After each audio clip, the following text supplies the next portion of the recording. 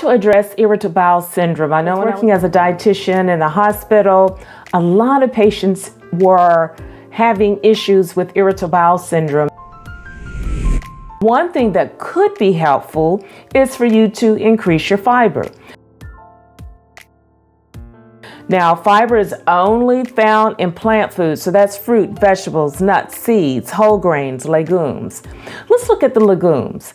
Some good sources that could help would be lentils, black beans, split peas, kidney beans, and chickpea. And fruit, particularly apples, pears, raspberries, passion fruit, avocados, blackberries, kiwi, guava, and oranges. Your vegetables, good sources are broccoli, carrots, beets, collard greens, Swiss chard, and artichokes. Now, several fruits and vegetables would give you some fiber, but I was just talking about those that are even a little bit more. Whole grains, that would be barley, bulgur, brown rice, whole wheat bread or pasta, rye, and oats. Now, there are two types of fibers. You have soluble fiber and you also have insoluble fiber. Some research suggests that soluble fiber in particular may help with those who are experiencing symptoms from irritable bowel syndrome. Some types of soluble fiber would be oats and beans. But definitely choose both types of fiber, but you want to focus more on your soluble fiber. But both soluble and insoluble fiber are good. We want to make fiber work for you.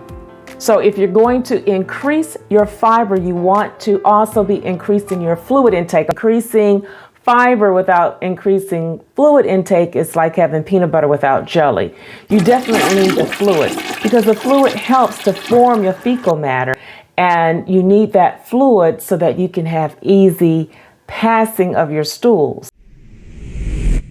Now, irritable bowel syndrome is when you have a chronic condition that affects the digestive system. And some of the symptoms could be cramping, bloating, stomach pain, diarrhea, constipation, and or both diarrhea and constipation.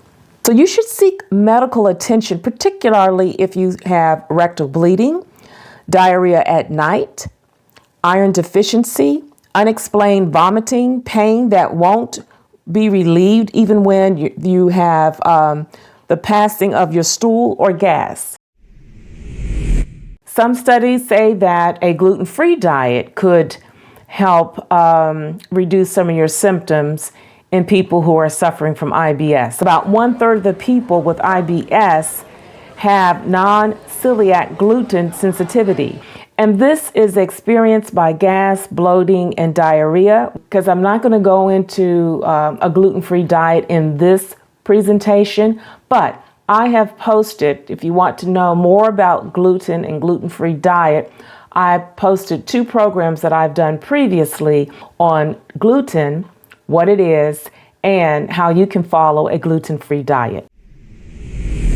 So you may benefit from the FODMAP diet, and that's FODMAP, and it stands for, the F stands for formidable, and these are foods that your gut bacteria feed on, converting them to gases in a chemical process which we would call fermentation.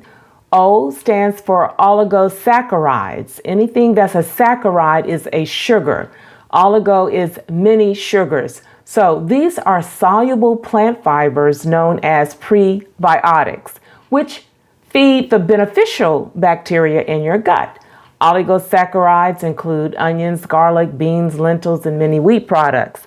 So a sensitivity to these may explain some cases of non-celiac gluten sensitivity, since gluten-free grains are lower in fermentable sugars than grains that have gluten. So some people think that they are sensitive to gluten, but actually they may be sensitive to the oligosaccharides, which reside in those wheat products. It gets to be a little sticky here. Now, the D stands for disaccharides, di meaning two, saccharides, two sugars. So lactose is the fermentable sugar in this group, the sugar in dairy and human milk. Lactose intolerance is one of the most common food intolerances worldwide. Then M stands for monosaccharide. So mono being one, saccharide, sugar. Fructose, the sugar in fruit. That's why I like fruit so much. But it is the fermentable sugar in this group, but only in some quantities. And the P is your polyols. And these are sugar alcohols commonly used as artificial sweeteners. They are also found naturally in some fruits. Now, this is a bit difficult because we already addressed you need to increase your fiber. That may benefit you.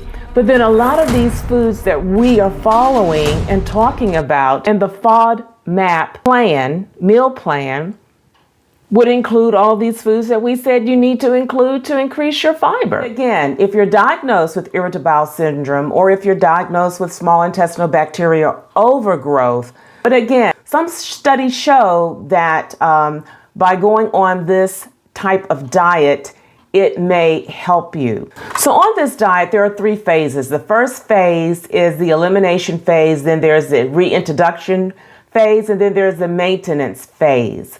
You don't want to stay on this diet for a long period of time. The focal point is, let me determine which foods are the most problematic for me. And those foods you probably need to eliminate. You may have some foods that are high on the list of the FODMAP, and you don't seem to have as many symptoms with those. So you can probably still continue with those in your diet, because this can be a very restrictive diet to some degree, and can be frustrating to people because a lot of the foods that they thought were very nutritious, which they are, I can no longer eat those.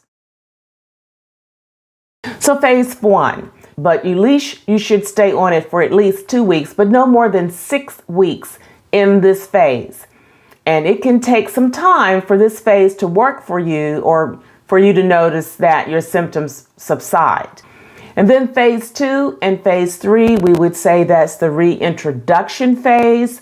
But during this phase, you will start reintroducing all of those foods that you eliminated. One at a time, you start reintroducing those foods, and you want to note what are your symptoms. You would introduce a food. You would note in the next couple of days, do you have any of those symptoms? And if you don't, then you want to note that particular food. That food may not be a problem for you.